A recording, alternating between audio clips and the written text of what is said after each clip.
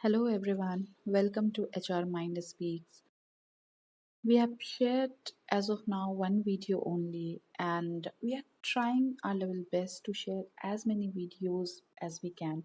But in meantime, you can follow us on Instagram to get latest updates from us. We have so many things lined up, uh, so many new exciting things. So be a part of us. Join us on Instagram.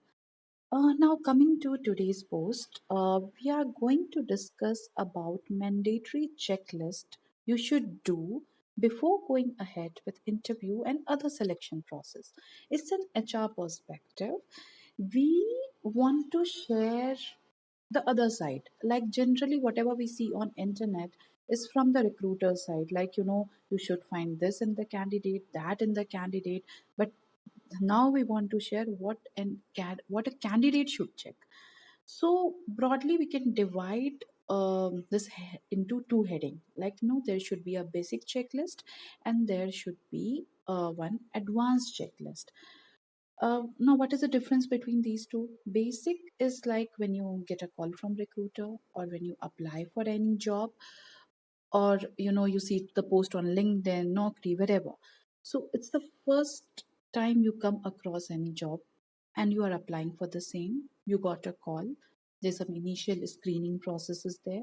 So there will be some set of checklist. You should check whether you are updated about those things or not. After clearing all those basic screening, interview, etc., comes the advanced checklist.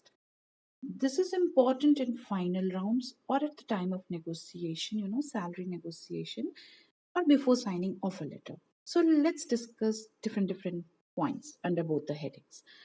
Coming to basic checklist. So they are like, I'll discuss point wise. Job description. Very important. You should know what will be your roles and responsibilities.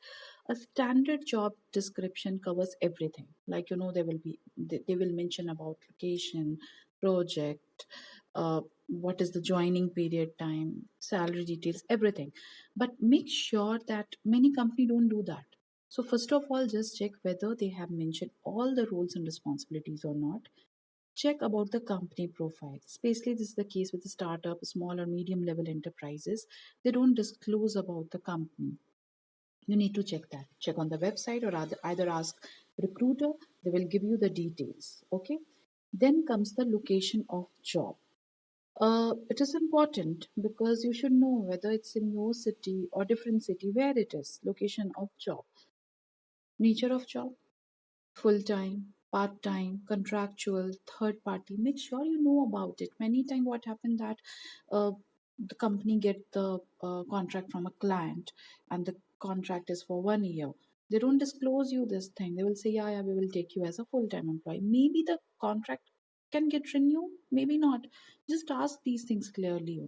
You should be clear about what you're going to do. Joining date, they may ask you to join immediately, like 15 days or maybe 3 months. You should be aware about that part. Proposed salary bracket, yes, this is very important because you should know what you are going to get. If the bracket is way too low, then there's no need to going forward. No, you are expecting 10 lakhs and they are offering maximum 8 lakhs. There's no need to go ahead then. Back up. Then, sorry, back out. Now coming to bond. There can be any bond or something like that. Just make sure whether the bond is there or not, monetary and all. Okay, fine. Now my slide has come for advanced checklist. Coming to this one.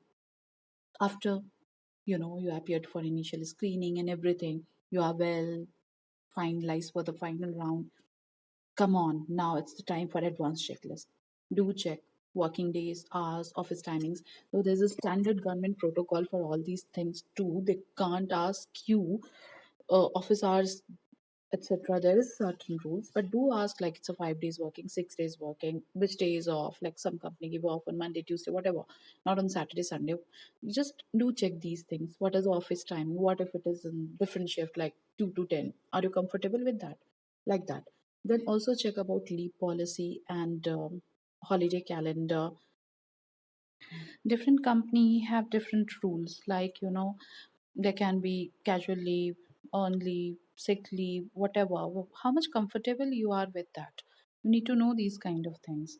Coming to next thing, it is performance appraisal policy overview. See, no company going to share their performance appraisal policy detail with you, but you should know what cycle they are following. Is it like January to December, or your joining date, or there's a fixed cycle when you will fall into the that category? Some have some basic details, like there should be basic eligibility criteria, like you have to complete 3 years with the company, then only you are eligible for appraisal. These things you need to check. Transfer policy, like are they going to move you from one city to another? What are the criteria for that? You can check with the company.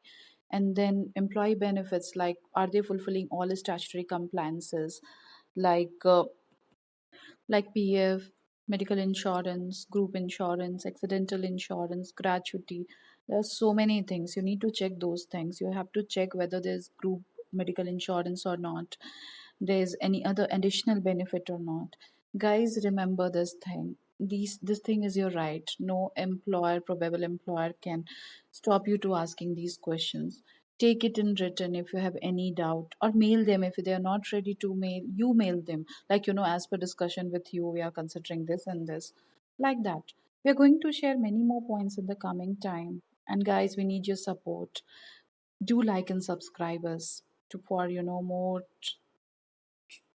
more information, for more information about everything HR.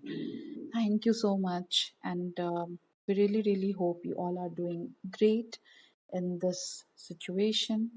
And guys, stay home, stay safe, and if you are not staying in home, still try to be safe. Thank you so much.